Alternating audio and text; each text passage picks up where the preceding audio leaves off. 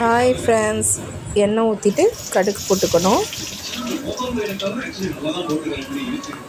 அப்புறம் கொஞ்சோண்டு வெந்தயம் போட்டுக்கோங்க.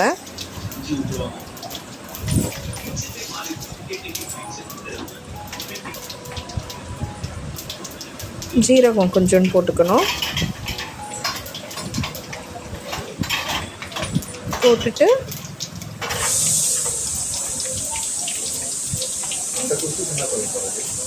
நெக்ஸ்ட் ஒன் சின்ன வெங்காயம் போட்டுக்கோங்க.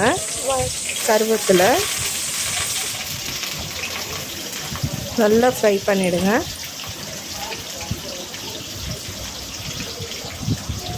சின்ன வெங்காயம் தான் போடணும் மீன் குழம்புக்கு, அப்போ தான் டேஸ்ட்டு நல்லாயிருக்கும். லைட்டாக கிண்டி விட்டுருங்க.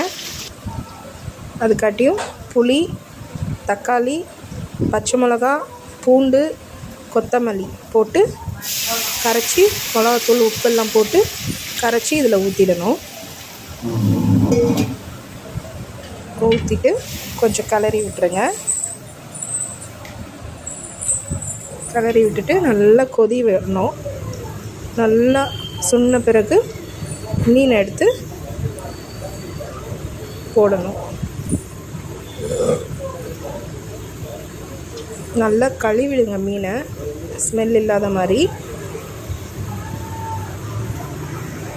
நாங்கள் போட்டிருக்கிறது கோலா மீன்.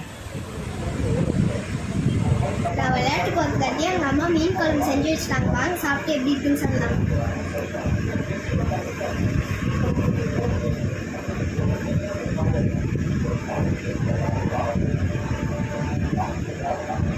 செம்ம டேஸ்டாக இருக்குது.